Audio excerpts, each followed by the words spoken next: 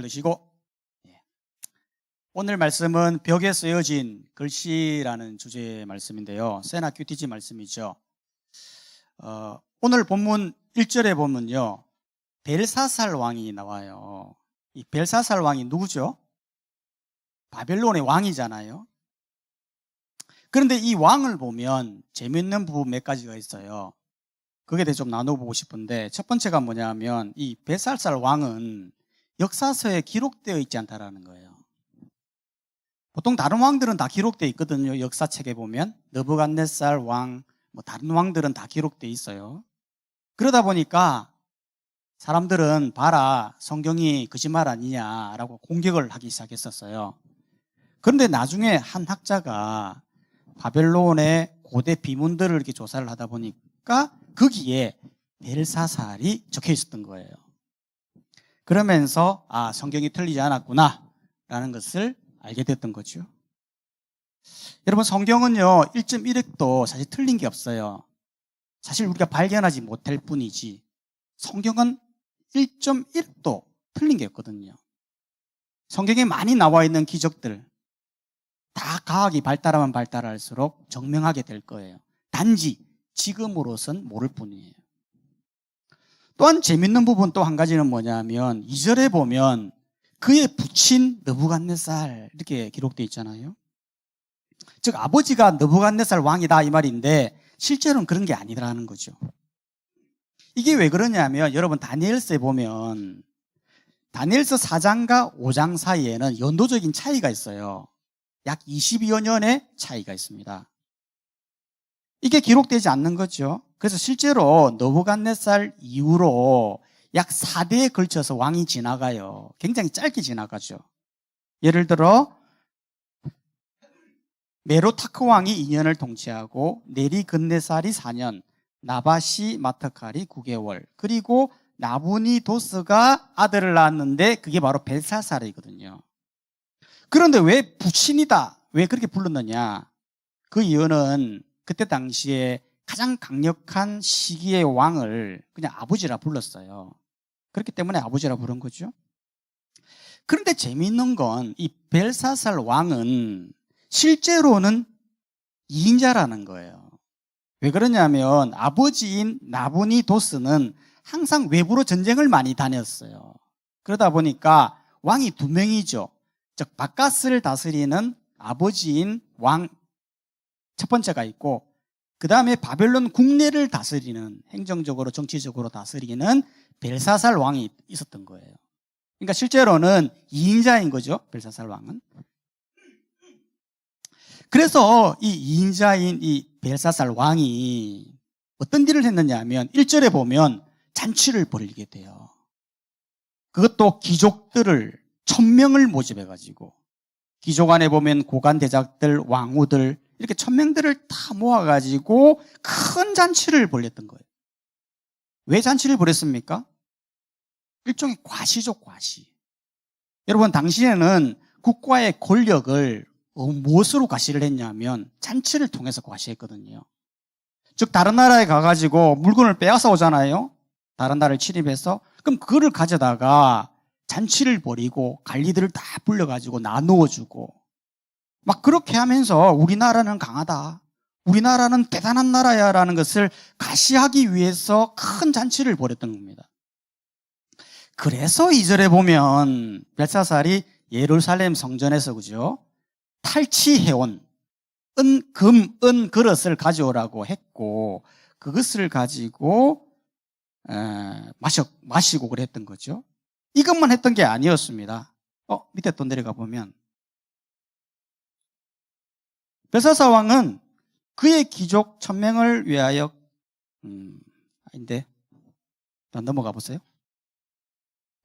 그들이 그것만 한 게 아니고 그들이 술을 마시고는 금, 은, 구리, 쇠, 나무, 돌로 만든 신들을 찬양합니다.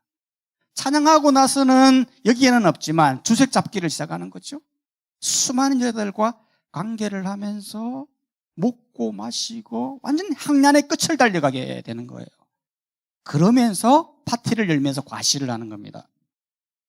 그런데 재밌는 건 이렇게 큰 잔치를 벌이고 과시를 했는데 나중에 뒤에 가보면 어떻게 되느냐 하면 바벨론이 망해요. 30절에 보면 그날 밤에 갈대 왕 벨사살이 죽임을 당하였고 메대 사람 다리오가 나라를 얻게 되었다. 즉 메대 바사에 의해서 그날 밤 잔치가 막 벌어지고 있는 그날 밤에 벨사살이 죽어요. 여러분 끔찍한 거 아닙니까? 그럼 생각해 보세요. 우리나라 최고야. 바벨론 최고야. 물건 나눠주고 파티를 벌리고 주색 잡게 하고 술을 먹고 막 하는 그날 밤 죽는 거야, 죽는 거. 끔찍한 최후의 만찬이 되는 거죠. 이것은 마치 우리 예수님과 같은 최후의 만찬이죠. 그런데 우리 예수님의 만찬은 벨사살하고 전혀 다릅니다. 벨사살의 만찬은 향락적이고 말초적인 그리고 교만한 그래서 남을 죽이는 그런 잔치였지만 우리 예수님의 만찬은 다르죠. 겸손한 만찬이죠. 즉 하나님이 제자의 발을 씻기고 제자를 위로하고 급기야는 십자가를 통해서 사람을 살리는 최후의 만찬이 되었던 겁니다. 그렇기 때문에 우리는 이 세상의 만찬, 이 향락적인 문화 이런 거 너무 부러워하지 마세요. 사람들은요 먹고 마시고 즐기고 춤추고 이런 거 굉장히 좋아하거든요. 여러분 저번에도 보면 홍대, 이태원 금요일 저녁만 되면은 막 청년들이 막 모여가지고 향란의 잔치를 벌이죠. 춤추고 마시고 심지어 마약까지도 하고 동성애도 하고 엄청나게 하는 거예요. 여러분 세계 역사를 보더라도 향락적일 때 그 나라가 향락적일 때 하나같이 다 망했어요. 로마 보세요. 여러분 로마가 왜 망했습니까? 향락적인 문화거든요. 얼마나 음식이 막 남아 돌면 입은 막 먹어야 돼. 근데 몸은 안 받아. 그러니까 먹고 토하고 약 먹고 토하고 먹고 입은 땡기는데 몸은 안 받는 거지. 그래서 오바이트라는 말이 그때부터 나오게 된 거예요. 여러분 향락적인 건 오래 못 가죠. 누가복음 12장 20절에서 이렇게 말하고 있습니다. 하나님이 이르시되 어리석은 자여. 어리석다는 거예요. 왜?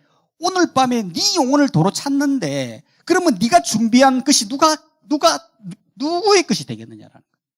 너무 어리석다라는 거지. 멸망은요 우리가 상상할 수 없을 만큼 바로 오는 거예요. 바로 하루 아침에 일어나는 거예요. 그렇기 때문에 세상에 있는 모든 만찬 너무 부러워하지 마세요.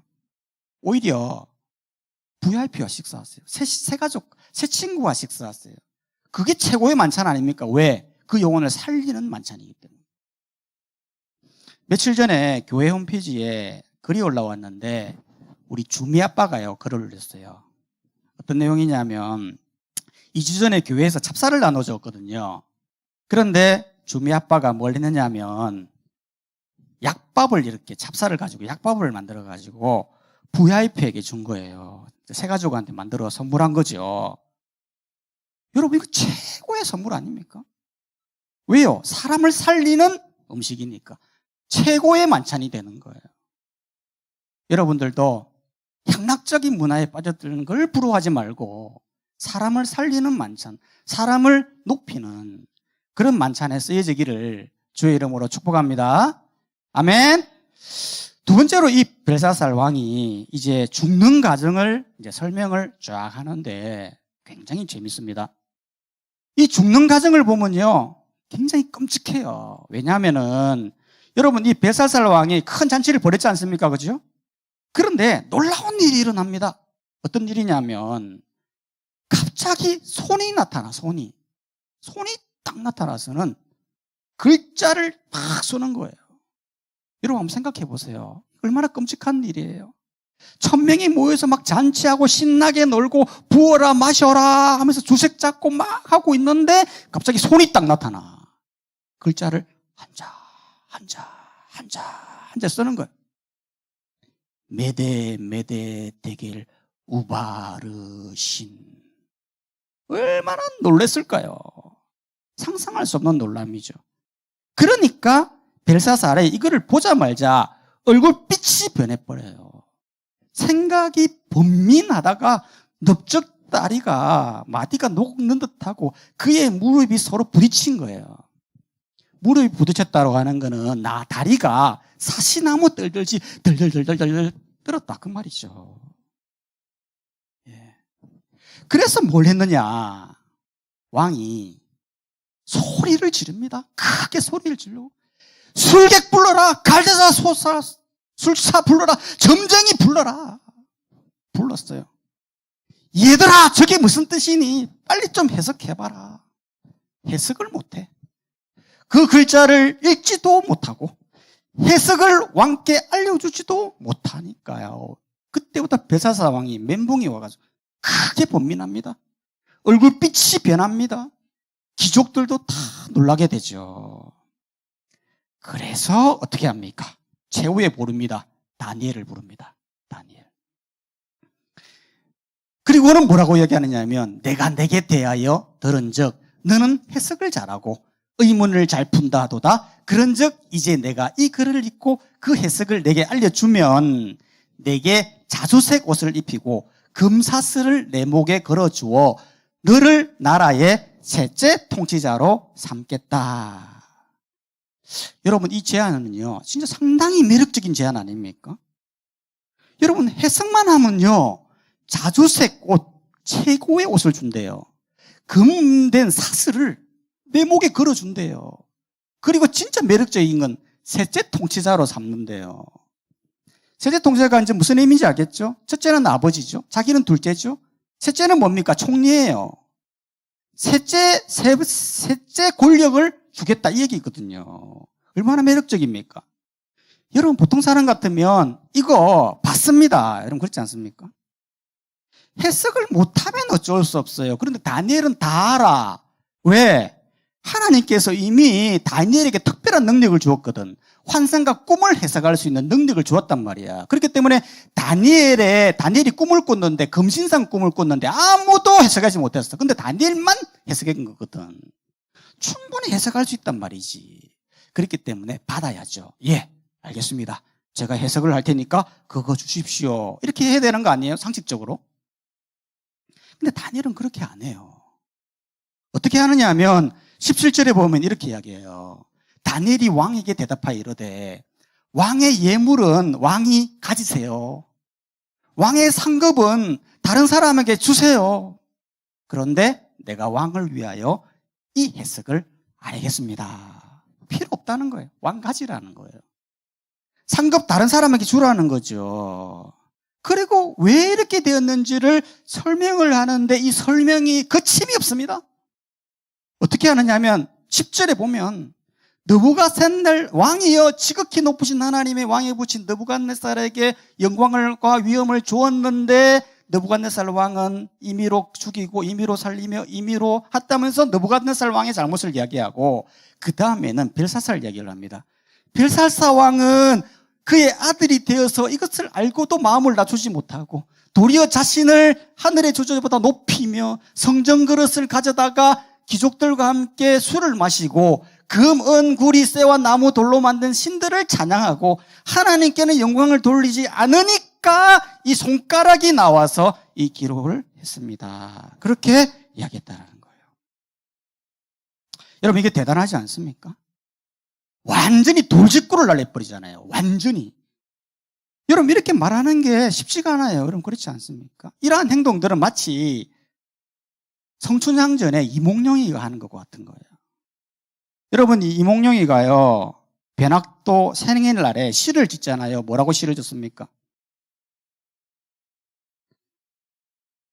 금항아리 안에 담긴 좋은 술은 천백성의 피요, 옥쟁반에 좋은 안주는 만백성의 고열이라.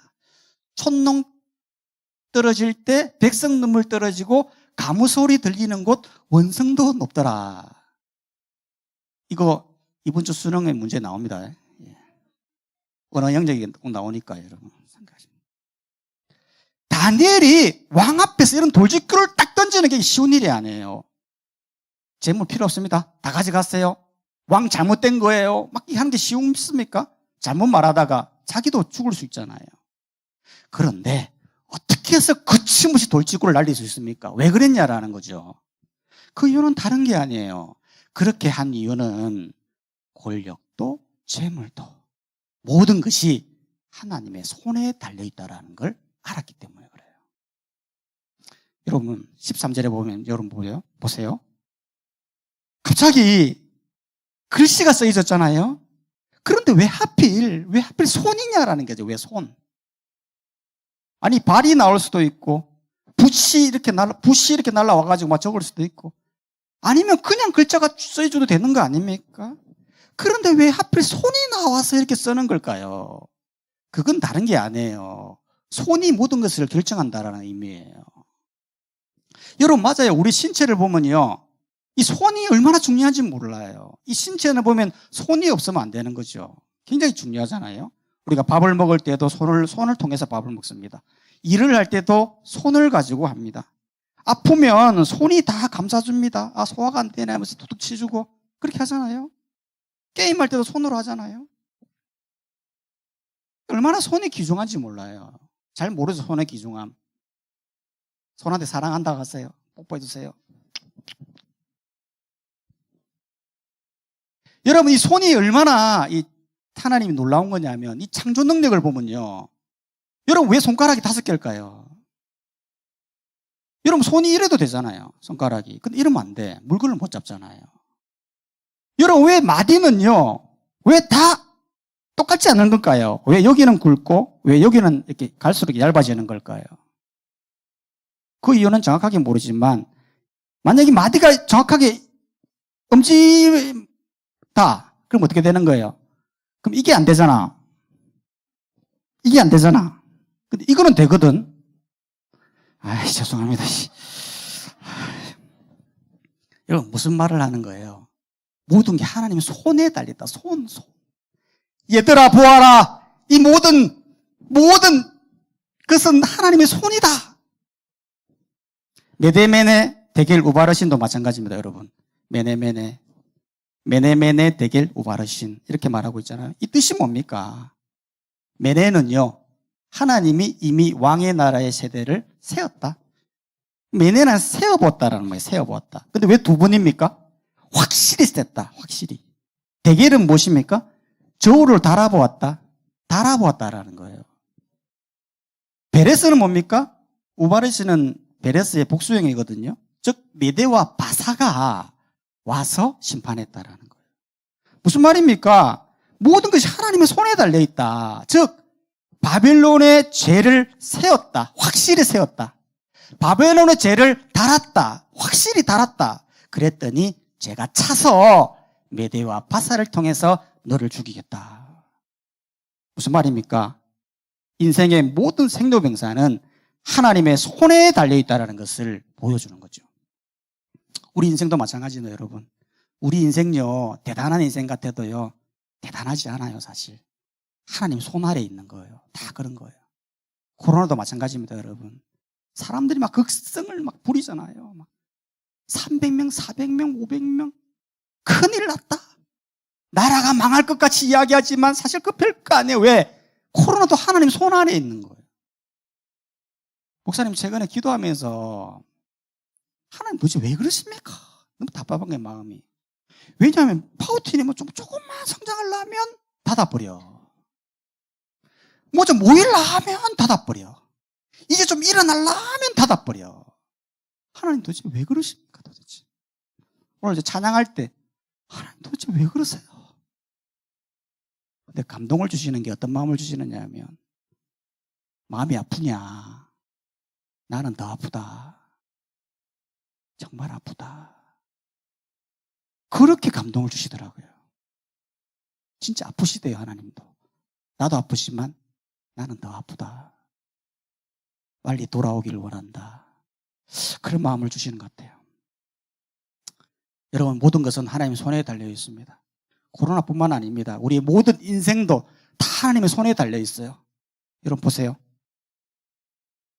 그러므로 하나님의 능하신 손 아래에서 겸손해라. 때가 되면 너희를 높이리라. 모든 인생은 하나님 능하신 손 아래에 있는 거예요. 그걸 인정해버리고 하나님 밑으로 겸손하게 들어가면 언제인지 모르지만 하나님 높이는 거죠. 내 손 그늘로 너를 덮어나니 너는 내 백성이라 말하기 위함이니라. 이렇게 하나님 손 아래서 겸손하게 그걸 인정하고 내 인생 모든 것은 하나님 손에 달려있다는 것을 인정하는 자만이 때가 되면 우리를 높여주시는 것입니다. 그 말씀을 잘 기억하고 하나님께 나아가는 우리 모든 파워틴이 되시기를 주님의 이름으로 축복합니다. 우리 시간 한번 기도합시다.